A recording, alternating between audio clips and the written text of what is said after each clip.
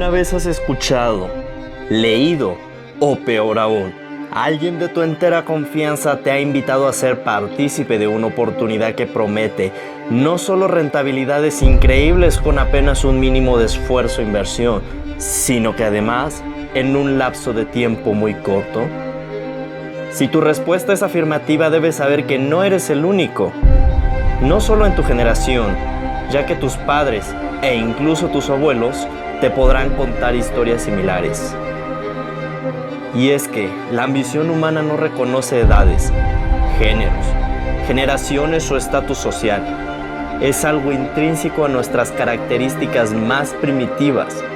¿Quién no desearía poder ganar más haciendo menos?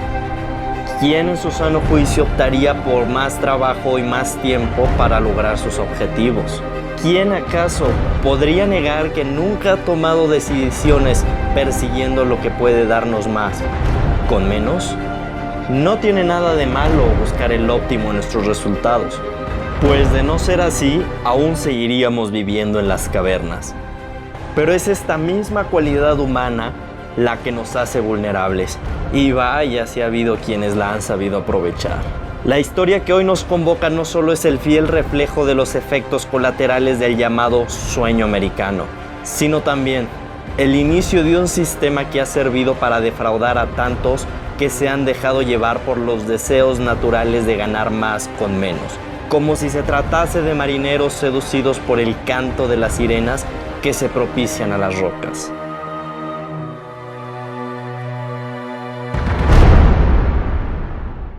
A finales del siglo XIX, luego de la dura guerra civil, los Estados Unidos se levantaban como una nación próspera y libre, acontecimiento que generó una cantidad masiva de historias de éxito y superación que hicieron eco en todo el mundo.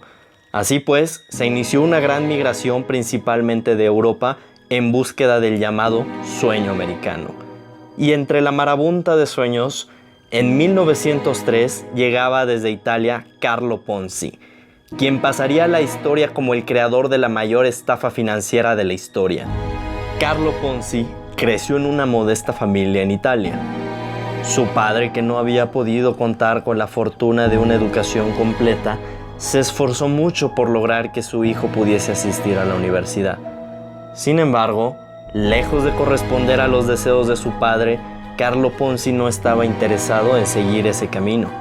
Se gastaba el dinero en fiestas, no trabajaba y, ávido de una vida fácil, se terminó volviendo un lastre para su familia. Fue entonces cuando su padre decide tomar una dura decisión: subirlo a un barco y enviarlo a los Estados Unidos con la esperanza de darle un nuevo rumbo a su vida. Las perspectivas para Ponzi de triunfar en el nuevo continente eran muy pocas. En aquel momento tenía 20 años de edad. No sabía hablar inglés ni tenía ninguna habilidad destacada con la cual pudiera ganarse la vida. No obstante, fiel a su filosofía de vida, consideraba un orgullo el no haber tenido que trabajar ni un solo día. A su llegada al país de las oportunidades, Ponzi se motivó para hacer una fortuna. Empezó probando una serie de empleos temporales como lavaplatos y camarero en varios restaurantes, pero ningún trabajo marcó una pauta como el que consiguió en 1907 en un banco de Montreal, que servía a la comunidad de migrantes italianos. Poco tiempo después, el banco quebró y Ponzi decidió dar rienda suelta a su ingenio para ganar dinero fácil.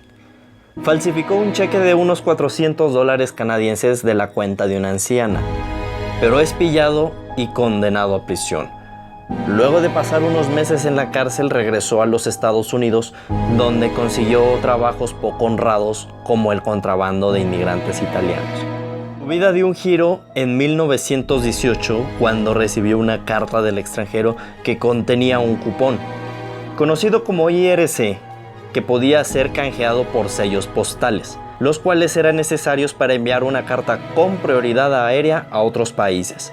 Así, Ponzi se dio cuenta de que podía comprar sellos postales en el extranjero a un precio más bajo, luego cambiarlos por sellos americanos para venderlos y quedarse con una importante ganancia, la cual podía llegar hasta un 400%. Esto le permitiría hacerse de una pequeña fortuna, misma que le otorgaría la reputación suficiente para lanzarse por planes más ambiciosos.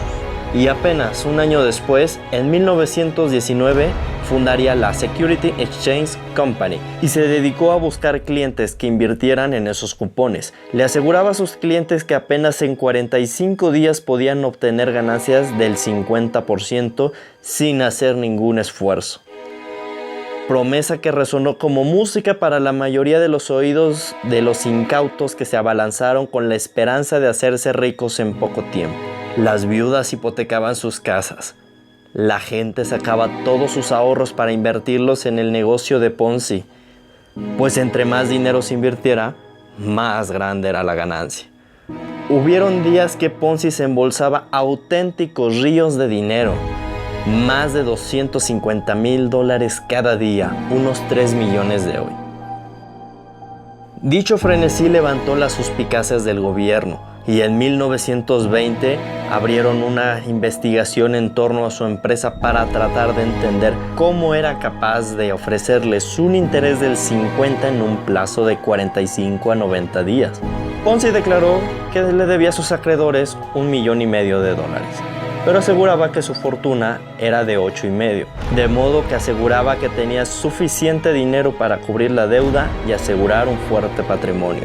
Sin embargo, como cualquier torre de naipes que crece sin control, los cimientos se comenzaban a temblar. Un día los pagos comenzaron a retrasarse y levantó la preocupación y molestia de cientos de inversores que se aglutinan cada mañana con la intención de lincharlo, pero con la inmensa habilidad de palabra de Ponzi lograba apaciguar el ambiente. Adelantó el pago de unos 2 millones en 3 días a toda la multitud enardecida que se conglomeraba fuera de su oficina e intentó convencerlos de que siguieran confiando en él. Se cuenta que repartió perros calientes y café para calmar los ánimos. Así, la mayoría siguió confiando en él. Pero meses más tarde, el mago del engaño declaraba que no podía hacer frente a la deuda de $7 millones. Para entonces, miles de personas habían puesto en las manos del estafador entre 15 y 20 millones de dólares, unos 250 millones de hoy. Fue entonces cuando se descubrió la realidad detrás de su magia financiera. Pues Ponzi no generaba las ganancias de invertir dinero que se le prestaba, únicamente hacía una repartición del dinero. Usaba el dinero de los nuevos prestadores para devolver los préstamos a los viejos, más la prometida ganancia. No hace falta ser un genio para darse cuenta de que dicho sistema es insostenible y completamente fraudulento. Ponzi fue condenado a 5 años de cárcel en una prisión federal, de los cuales solo cumplió 3 años y medio. A su salida intentó seguir estafando con el mismo método, pero sin resultados. Lo único que consiguió fue regresar a prisión en varias ocasiones. En 1934 sale de su última cárcel y es deportado a Italia. En su tierra intentó usar su famoso método, pero no tuvo suerte. Finalmente consiguió un trabajo en Brasil como agente de una aerolínea, pero al estallido de la Segunda Guerra Mundial la aerolínea cerró sus oficinas. Carlo Ponzi murió en Brasil en medio de una profunda miseria en un hospital de Río de Janeiro el 18 de enero de 1949. Tenía 66 años. Pues bien, la conclusión de esta historia nos abre una ventana de reflexiones importantes. Muchos podremos opinar sobre las fallas de un sistema capitalista que incentiva la ganancia sobre cualquier moralidad y el consumismo o materialismo. Pero bien, al final de cuentas, no se trata de una ganancia a toda costa, porque no es problema del capitalismo, ni del socialismo, ni del anarquismo. Al final de cuentas somos seres humanos que respondemos a necesidades y deseos muy primitivos y esenciales que nos llevan a pensar que en el fondo el problema no son los sistemas, sino las personas.